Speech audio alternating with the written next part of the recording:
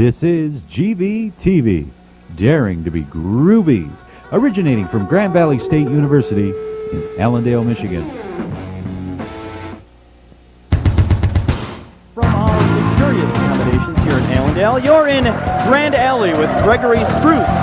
I'm Dave Merkin, inviting you to stay tuned because for the next 30 minutes, we'll hang out with Brian Kelly, head coach of the GVSU Lakers, visit a trucking company that's owned by a woman, and hear the music of Kevin Ursel and Bob Frank.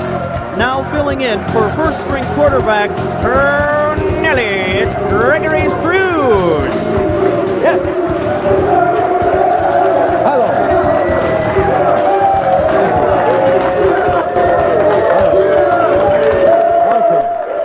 Welcome. Hey, I got a question here for you. Are you here for the show, or are you a bunch of government workers looking to pick up your paychecks? Just wasn't really sure. For those of you, I know we all keep up on the news, but for those of you who are not aware of this, most government agencies are on strike, except the post office. And boy, are they pissed. But let me tell you, we have the entire Lakers football team here tonight. Let's give you guys a nice big round of applause. Yeah.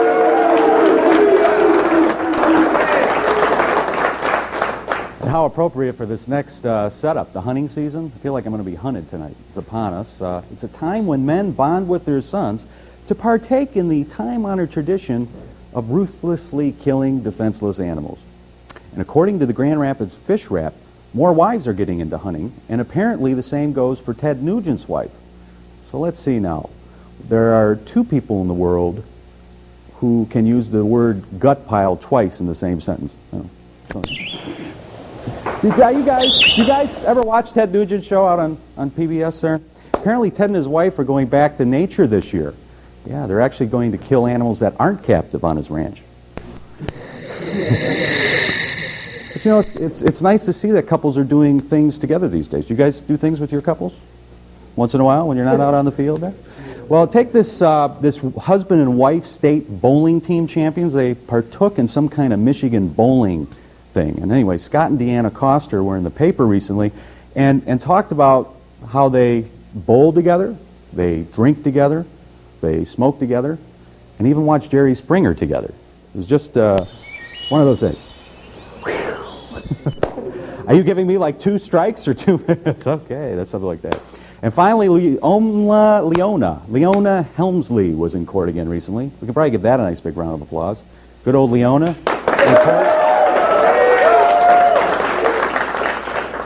Apparently, she got her maid to do her community service, got her accountant to run the hotel chain. Hell, she probably got someone to have sex with her husband. He's dead now. I wonder if she knows that. Anyway, we have a great, our cue card holder of the week is a celebrity from Los Angeles. You're appearing upstairs here at the Kirchhoff Center. Side stage. I'm at Carrie. Carrie Long. Carrie Long. Let's hear it for Greg. Carrie. Let's He's hear it, performing guys. tonight. Look at audience. Is this like a rough crowd tonight, or This what? is a great crowd. On cue. I think the 2 female linebackers are going to do well. Okay. They are. Yeah. All right. Now you've been on the Tonight Show. Right. You are on here, and I know this has got to be an This is exciting a moment for highlight. you. My career skyrocketed. Who knows next? Check out Guy Piggly Wiggly. I'm on the way up. So Okay. yeah. And you're usually in Las Vegas. So what are you Yeah. doing out at Grand Valley tonight? I'm doing a college thing. I'm on college circuit. I'm back in Vegas this week, and I want to do what you do, but I just don't have got the look and the voice, and I couldn't keep the voice up like you do for an hour like this. I don't think after tonight I can either. I don't think Casey Kasem goes home to his wife. Do you think he? I'm not sure. Hello, dear. I'm home. What do you say? Let's make love. But before we do that, I gotta go pee.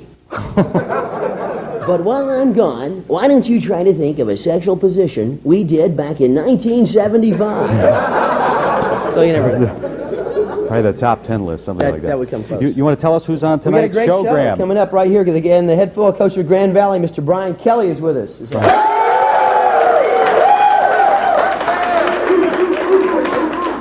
Also on our musical part, coming up, musical group Dreamcatcher Kevin Ursel and Bob Frank are also there.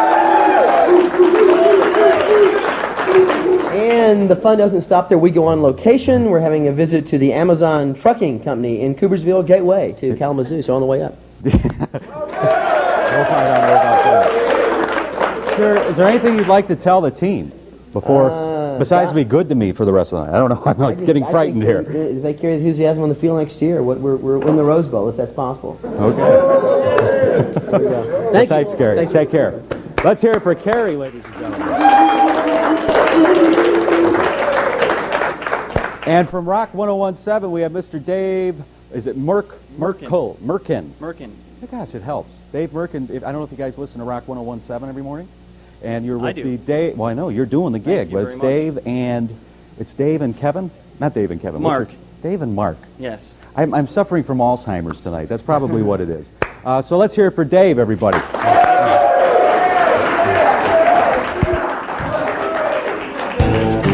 If you're near or far from the cornfields of Allendale, why not consider joining us for a taping of West Michigan's only television talk show? Write for tickets in care of Grand Alley with Gregory Struss, GVTV, School of Communications, Lake Superior Hall, Grand Valley State University, Allendale, Michigan, 49401. Please remember to include a self-addressed stamped envelope. We would love to see you. And now, back to Gregory Struss. Thank you.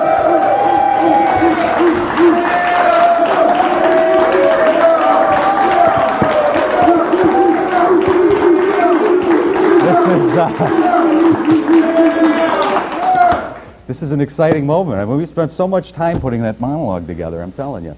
Anyway, go ahead, write us here. We're building, we're getting better, and we're reaching out to West Michigan. So go ahead, write us for tickets, and we will get in touch with you just as soon as we can. Thanks for taking some time out to do that. Anyway, our first guest tonight is very successful at coaching our Lakers football team. He's had an impressive record, and we're going to talk to him a little bit about this and his thoughts about the game. Will you please help us welcome from the Grand Valley State University Lakers head football coach, Brian Kelly. Yes. How are you?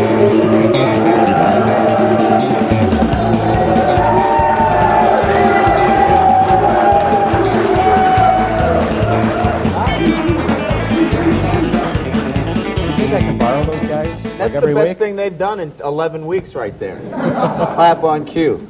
Well, two things. Mom wanted me to, we got you a football pen. She says, get that for the head coach. Right. And then she kind of went and made, I don't know if we can see it over here. A Christmas Sarah? cookie. No, it wasn't a Christmas cookie. It was an actual football helmet. Ah. So that's for you, too, if you want to munch on Outstanding. I on your think break. I've got about 30 guys over there that could take care of these. Okay. We'll save them for you. Thanks, Greg.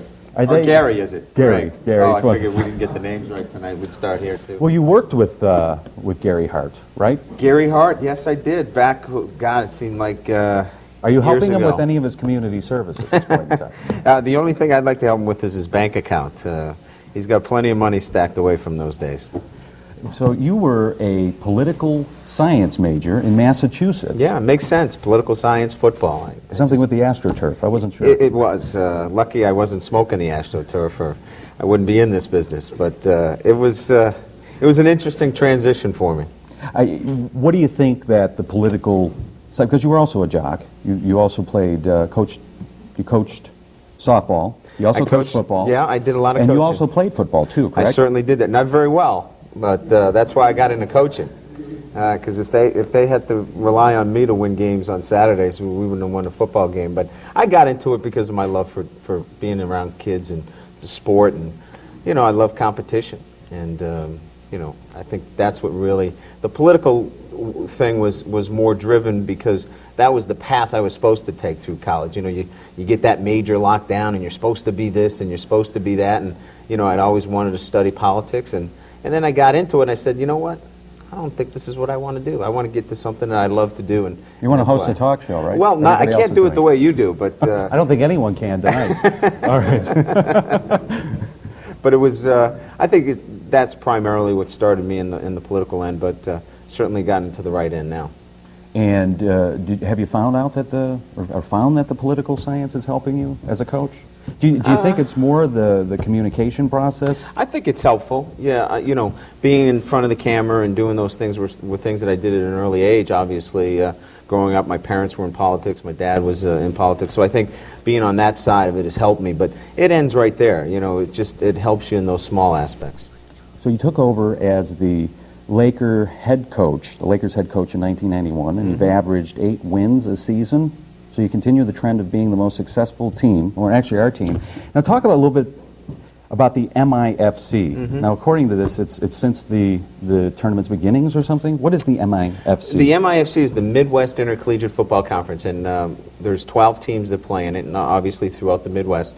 The teams that you're probably most familiar with would be Ferris State. See, I got them trained. Good.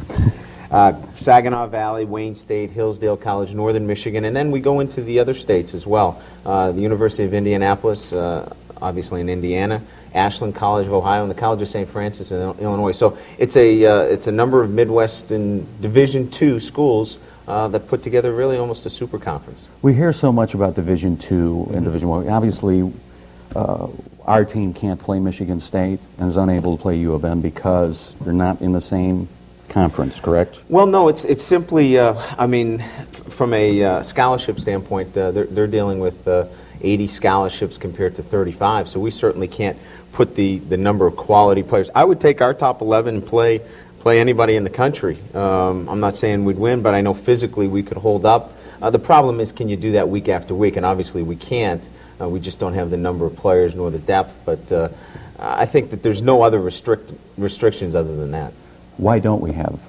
I mean, how big is the team? Is it like 100 people? Oh, yeah, we've probably only got about 20, 25 guys here tonight, but we've got about 105. Do you think we can borrow the rest of them for next week? We'll get them down each week. This is their community service. All right. That was a joke. All right. Okay. They can laugh. So you have them trained that way, right? Community service joke. Did you guys get that? Okay. All right, when we return, See you guys at 7 a.m. When we return, we're going to have a chance to take a look at some of the plays. Now, I don't know if these are secret plays or... Double secret. Double secret. We're going to let them out for the first time, but... well, actually, what we'll do is kind of give you a little look at some of the inside things that we do on the football field, other than just 11 guys running into each other. Okay, and we'll take a look at it after this. Stay with us.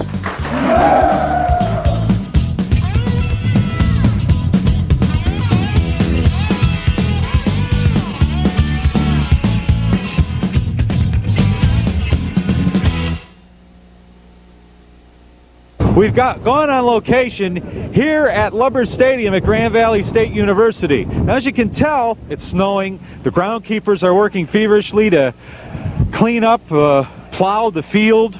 And we had a chance to take a look at what it takes beforehand in the Lakers locker room. We talked with some of the players and kind of heard their thoughts on how they prepare for a game.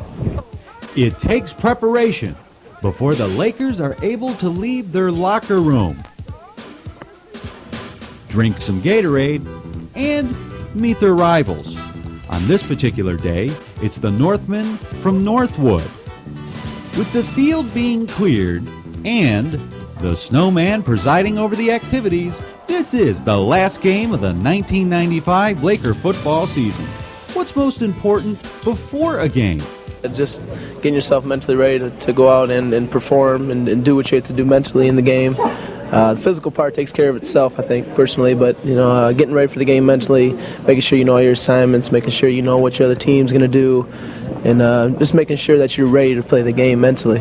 Usually, sometimes I listen to some music, and sometimes I'll just sit around here and joke around with some of the guys on the team, like we've been doing. You notice that, so whatever. Just depends on the atmosphere that's around. You just want to get ready any way you can. It changes each week, really. I'm not superstitious in any way, so. Basically, we kind of joke around with each other, crack funnies or whatever, whatever you want to call it, and then just chill out. Everybody got their own, preparation and, getting ready. Like, we got some people that like to swing on vines and stuff, the gorillas, and everything like that. Then we got other people, they got schnauzers, and, we just crack little jokes and stuff around all the time. After the game, we go back into the same old thing, celebrate, sing our fight song, then start cracking jokes again.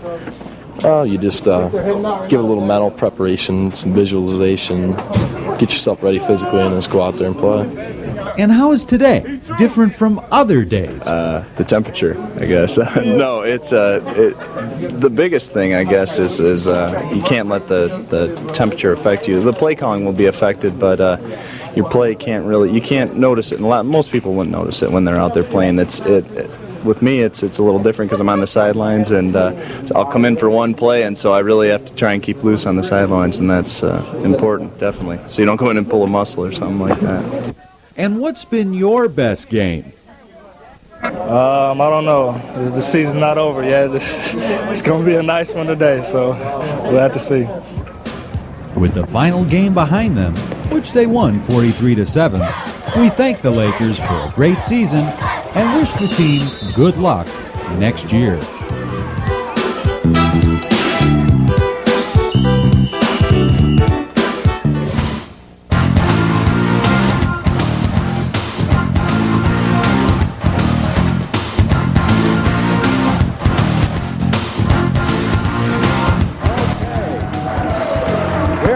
Talking with Brian Kelly. Now, you've been the coach since 1991, and obviously you've worked with a lot of people.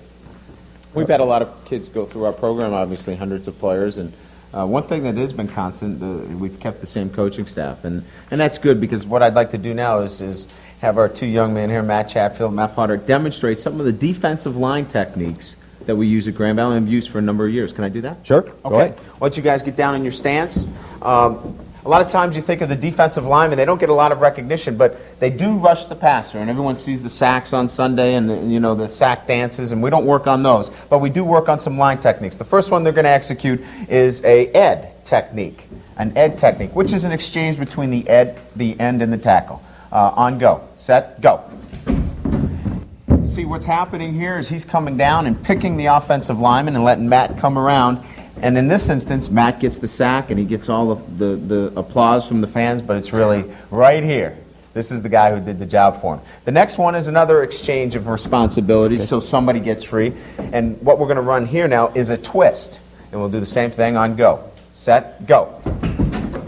Now Matt comes down and picks and allows Matt Potter to come around on a rush technique. So now you have two people working together to get one person free. And I think that's the thing that gets overlooked sometimes. So in every game, does a coach do something different? I mean, in every kind of game? I mean, when you were a player, are you incorporating some of your things that you learned, some of your plays as a player? I think some of it is experience. Some things that work for you. For example, if some techniques work in the show, you're going to implement those the next week. Some of these techniques have worked for us for a number of years, so we're going to continue to use them. The last one we have is a barrel, which is executed now between the two inside tackles. So we're going to execute a barrel on go. Set, go. Again, you can see the same type of situation where Matt Chatfield comes down and lets Matt come around for the big sack. That's a little defensive line play. Well, let's give him a nice big round of applause. Thanks for coming down.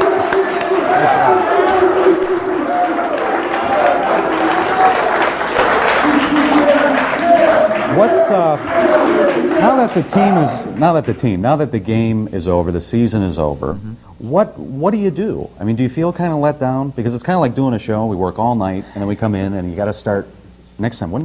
How do you feel after the season is over? I think it's a natural feeling of, the motor is running so high during the season, just like you are in taping a show, that you need a couple of days just to kind of... I need a tune-up. You need a tune-up.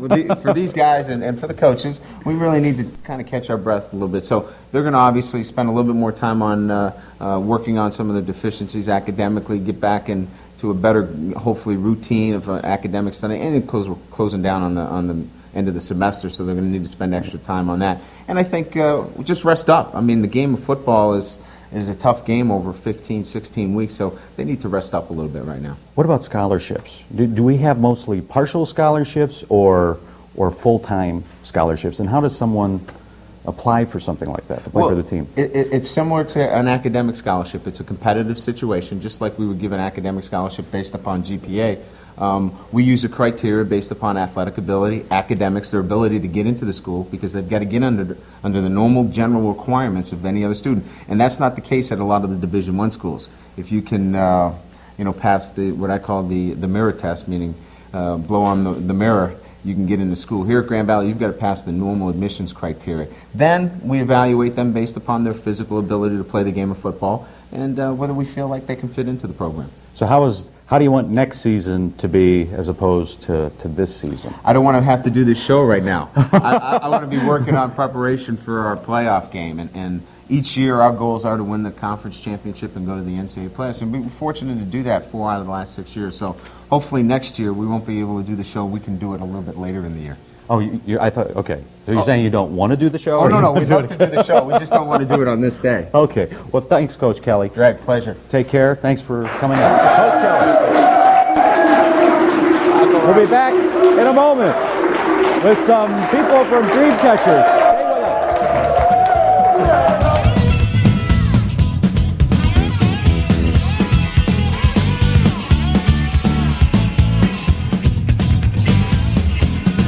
It's a big business, and it's not a legend. We're talking about Amazon Trucking. This is a corporation that's owned and operated here in Coopersville, Michigan. Chad, our producer, and I traveled here to talk with Kathy Eddy, the owner and proprietor of Amazon Trucking. So Kathy, tell us how you came up with the name Amazon. We wanted everybody to know that the company was owned and operated by women. And the definition of Amazon is a mythical female warrior. I started working with my dad back in the early 70s. He was one of the first truck brokers in Grand Rapids at that time. And then I took over his company and I sold it, and my sister had come in with us. And we run into some problems with the people we sold it to, and we left with all the trucks and all the business, and we started Amazon at that time, and that was 1981. So you're an independent trucking company. What is the difference between an independent company and one that's not independent? Well, we started using all owner-operators at the time. And Amazon Independent brought them in with it. They were all independent contractors at the time, and together transportation was the service we provided. So when you talk about independent contractors, these are people who own their own trucks as opposed to company vehicles? Yes, they own and operate their own equipment. So what's been the most exciting part about running Amazon? I don't know if there's any one thing that's more exciting. Probably just being able to be successful, I guess. What makes your job or your company different than ones that are run by a man? I don't think there is a difference. We basically provide all of the same services. We provide solutions to transportation and logistic problems. Because I'm a woman, my company still operates basically the same. You know, we have drivers, male and female, and there's really no difference, I don't think. So how did you pick Coopersville? Was it pretty much the dump or the farm? Chad wanted to know. Actually, it was probably the access to the highway as well as cost. The property here at the time we were thinking about moving was more affordable to us at that time. We're talking with Diane, and you're one of the only women in the office who has their chauffeur's license, correct? Correct. And how did you get into this? I like traveling, and I wanted to see more of the country, so it was the best thing to do. Are these hard to learn, how to drive? Or? For some people, yes. For some people, no. It just depends on you, I guess, and how you adapt to the truck, because it's a different world. It's not like driving a car. The differences are backing up. It's not like a normal car where you just turn the way you want to go. It's pretty much reverse. If you want to go one way, you turn the wheel the other way. Your length is a whole lot longer. You got sometimes up to a 53-foot trailer, and your turning is completely different.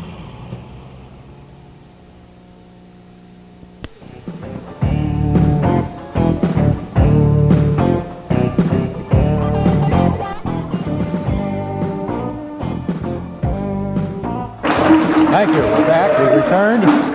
And this was Amazon Trucking is a company that's owned by a woman. It's owned and operated by a woman right here in Coopersville, right near the dump. It's kind of exciting. Our next guests can be seen playing various clubs in West Michigan. They appear with their group Dreamcatchers, and they're going to be performing your solo, right? Kind of a solo. Please welcome from the musical group Dreamcatchers, Kevin Ursall and Bob Frank.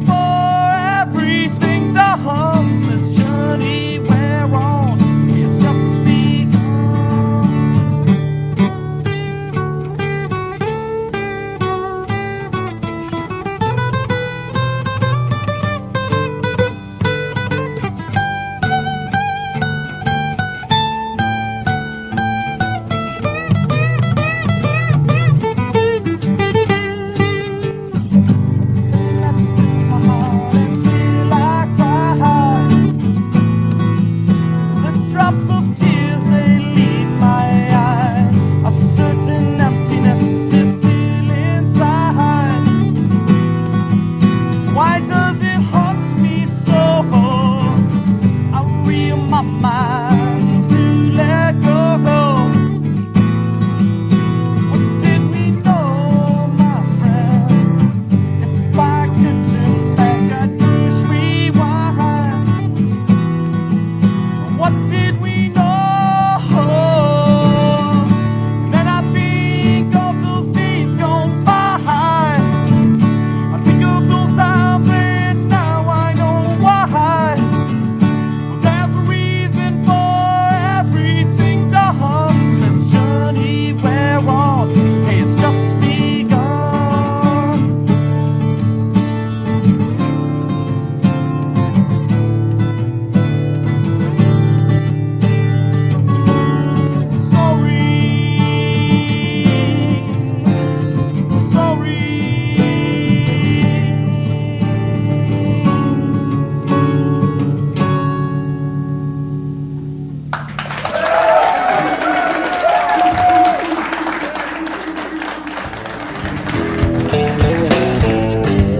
Come on out, Coach.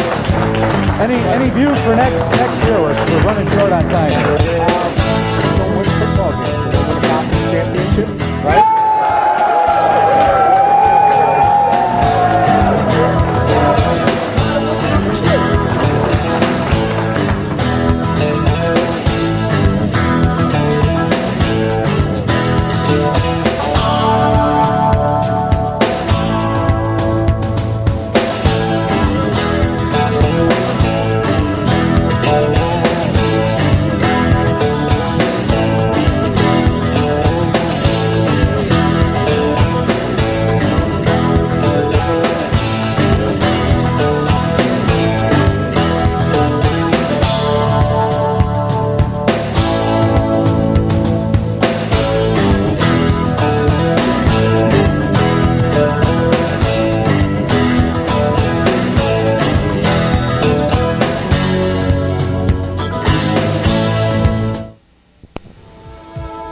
Hey, do you think you'd be an interesting guest, or would you just like to join us for a taping of our program? If you do, please write us in care of Grand Alley with Gregory Struss, GVTV, School of Communications, Lake Superior Hall, Grand Valley State University, Allendale, Michigan 49401. Thanks for watching.